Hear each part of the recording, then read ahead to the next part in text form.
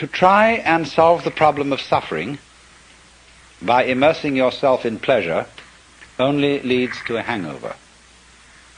To try and solve the problem by asceticism also brings no liberation.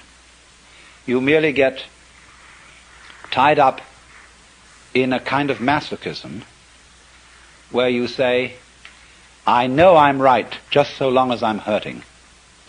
And all that is doing is expiating your kind of infantile guilt sense. So he said there is a middle way between asceticism on the one hand and hedonism on the other. But actually, the middle way is more subtle than that, and it's beautifully discussed in Professor Baum, a book called The Philosophy of Buddha. That's B-A-H-M, Professor of Philosophy at the University of New Mexico. And he gives a very, very fascinating analysis of the middle way in the form of a dialogue, whereby it works simply like this. The student brings a problem to the teacher, and he says, I suffer, and it's a problem to me. And the teacher says, you suffer because you desire. If you didn't desire, you wouldn't suffer. So try not to desire. And the student goes away and says, I'm not very successful in this. I can't stop desiring. It's terribly difficult. And furthermore, I find that in trying to stop desiring, I'm desiring to stop desiring. Now what am I to do about that? And the teacher replies, do not desire to stop desiring any more than you can.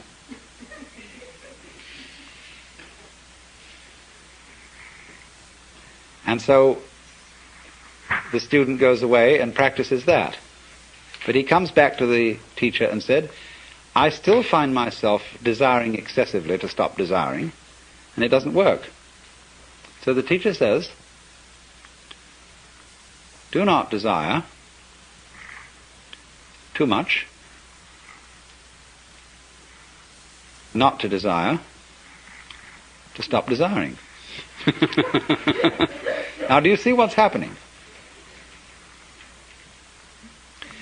Step by step, almost like Achilles approaching the tortoise, the student is being brought together with himself to the point where he catches up with his own inner being and can accept it completely. And that is, you see, the most difficult thing to do, to accept oneself completely. Because the moment you can do that, you have in effect done psychologically what is the equivalent of saying in philosophical or theological terms, you as you are now are the Buddha, just as I was explaining a few minutes ago. That's unbelievable, because we are always trying to get away from ourselves as we are now in one fashion or another. And it's only we will only stop doing that through a series of experiments in which we try resolutely to get away from ourselves as we are. So that is the middle way. But ordinarily in these other ways, the way of the yogi, the fakir, and the monk, the individual makes a big thing out of the work of liberation, and especially likes the kind of teacher who will put him through the most severe paces. It's interesting how there arise from time to time schools in the West where someone comes along offering, people say, look, it's all very well to go to discussion groups and talk about these things, but that's not the real thing. What you need is really to get down and do some work And often these teachers are very rude and very stern, but people love it. And such a person will always attract a great following. Because people get the feeling, now we're at serious business here. This is really something, you see. And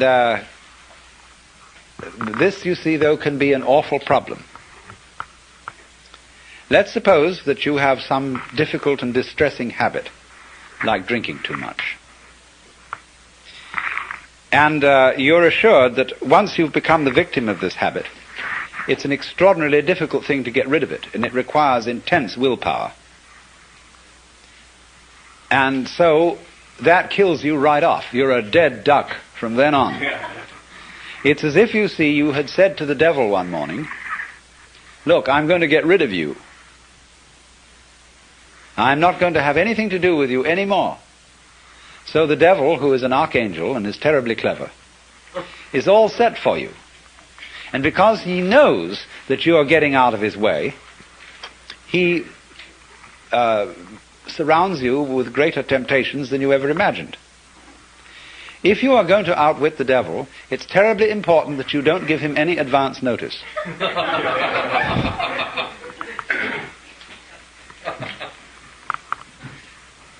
And this is where the work of the sly man comes in. Put it in other terms, in Hindu or Buddhist terms, in the popular terms of popular Hinduism and Buddhism. Liberation is getting out of the toils of karma. It's like this.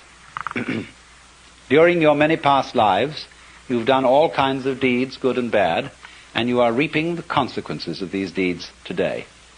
And also today you're setting up future consequences. Now, before you can be liberated, you've got to pay off your karmic debts. And so the moment you set your foot on the path of liberation, you are apt to find that all your karmic creditors will come to your door. And that's why it's often said that people who start out on a serious work of yoga suddenly get sick and lose their money and their best friends drop dead and all kinds of ghastly things happen. That's because, you see, they served notice that they were going to do this. And so all the creditors came around. If you're going to leave town and you owe lots of money, you know, you mustn't announce that you're leaving or give a farewell party to your friends because the grocer will find out. So the art of the sly man is to make no contest, but simply to leave without one word. In other words, that's the meaning of Wu Wei in the technical vocabulary of Taoism. Wu Wei, not to interfere, not to force things. That's the best translation of Wu Wei, not to force things. But so he just drops it like that.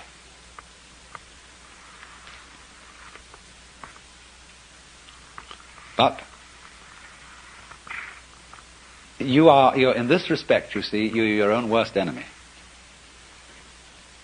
Because even if you serve notice privately on yourself that suddenly you're going to drop it all,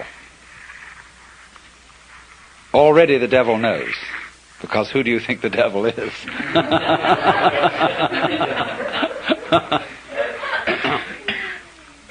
Now this lies behind the whole problem that is discussed in the book Zen in the Art of Archery. The necessity of letting go of the bowstring without first deciding to do so. Another way of putting it is that the decision to release the bowstring and the action of doing so must be simultaneous. Not to decide and then act, but to act, decide all at once. Now why is this? If you are going to be an expert archer, you must shoot before you think, otherwise it'll be too late. You don't aim and then shoot. It's all one action. And this is true likewise of any sort of shooting, pistol shooting as well. That if you aim, if you decide and then fire, you're apt to do things like pulling the trigger instead of squeezing. All kinds of wrong things are done. And you're always a moment too late if you decide first. You have to act and decide simultaneously. So what does that do, you see? That puts up a very curious problem, which in its own turn becomes a bind. To try and act quickly enough so that you overtake the preliminary decision. To try not to decide first. And that is an impossible problem.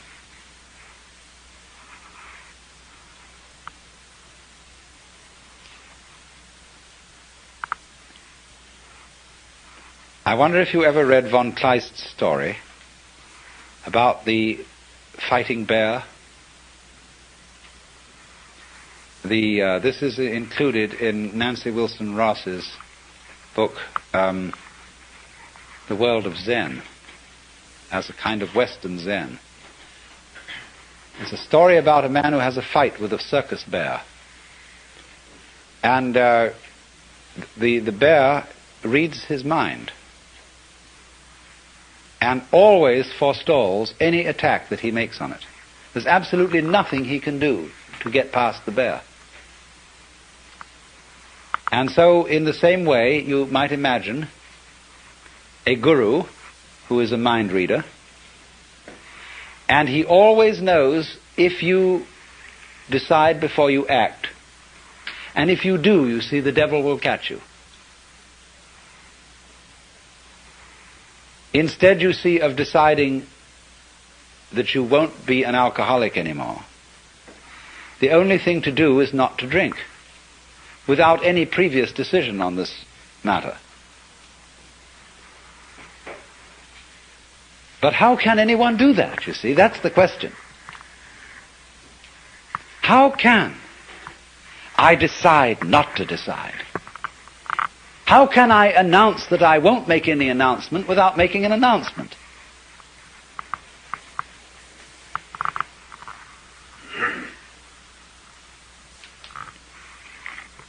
You see, there is no way out of that bind.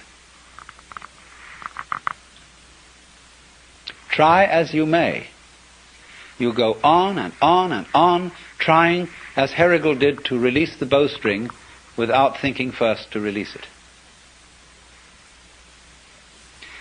But then, strangely enough, one day the thing happened.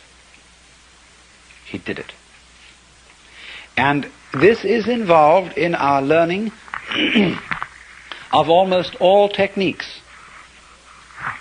That we work and work to achieve that final point of perfection. And it doesn't come, and then one day it happens. Now, what is the reason for that? Is it simply, and this is really, you know, a way it's usually explained, but this is an oversimplification. It is not that we have practiced it so often that it suddenly becomes perfect. It is much more subtle than that. What happens is that we've practiced so often that we find out we can't do it. And it happens at the moment you know you can't do it. When you reach a certain point of despair, when you know that you are the one weird child who will never be able to swim, at that moment you're swimming. Because the desperation and the total inability to do it at all has brought you to a point which we might call don't care. You stop trying. You stop not trying to get it that way. You just have arrived at the insight that your decision, your will, doesn't have any part in the thing at all. And that's what you needed to know. You've overcome, you see, the illusion of having a separate ego. There is no way of telling anyone that that's an illusion and getting appropriate action, because we are thoroughly indoctrinated with the idea that it's real. And if I say, well, I'm going to get rid of my ego, that's what the Taoists call beating a drum in search of a fugitive. He hears you coming.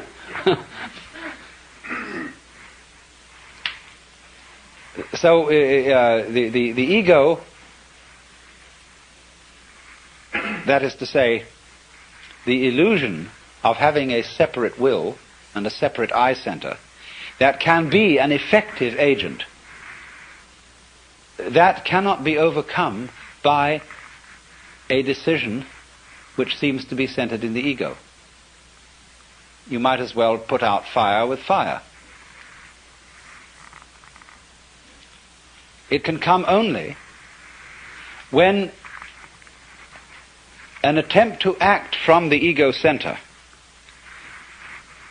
has been revealed to be completely futile. Then the thing happens, because you've really discovered that it was, after all, an illusion. Now, be very careful how you formulate this sort of thing philosophically. This could, of course, correspond to the kind of person who feels unafraid and who feels very free because he's a complete fatalist. A lot of people are, and are very happy in their fatalism. They really feel that they don't do anything, it just happens, and that it's all life, and that when they won't die until it's their time to die, and so why worry? Everything, they have the sense of everything is just happening to them. And this is a kind of a floating feeling. It's as if you didn't have to push things at all. They just flowed along. Well, now that state of affairs, that feeling of you don't have to push anything, it just floats along, is very similar to the experience I'm describing, if not the same thing. But this person has interpreted it as a fatalist in a rather passive way. That is to say, he has felt that there still is some kind of a little differentiation between himself as the experiencer on the one hand and that force or set of forces called fate on the other. He is pushed around, but he witnesses being pushed around. Now, in this state, this person still has a little fragment of impurity left. There's still one fly left in the ointment. And that is the sensation of being pushed around. There is still a fundamental division between the knower and the known. And in this case, the case of the fatalist, the knower seems to be the passive thing, and everything known, the objective world or the goings-on of his own physiology, they appear to be the active end. And the knower just has the experience of himself being moved by the tides of life. The important thing to find out is this, that the sensation of being the knower and the experiencer of all this is not, as it were, aside from everything else that's going on, but part of it. Just as you, although you experience your own existence subjectively, you are nevertheless part of the external world. You are in my external world just as I am in your external world. So in this way, the final barrier between the knower and the known is broken down. There is nobody, as it were, being carried along by fate. There is just the process. And all that you are is part of the process. Then there is a curious flip. The individual who has always felt himself to be the tiny little thing on the end of the big determining process suddenly goes bloop. Have you watched sometimes a tiny little piece of mercury coming nearer and nearer to a large piece of mercury. The sudden moment when they touch each other and boom, the little thing vanishes into the big one, almost more dramatically than a drop into the ocean. In this case that I'm talking about, it isn't that the individual organism vanishes, the individual human being doesn't vanish, but he experiences no longer a passive relationship to the world,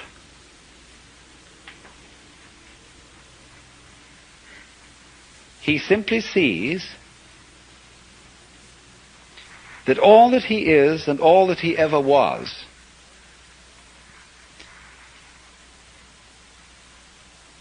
something that the entire process was doing.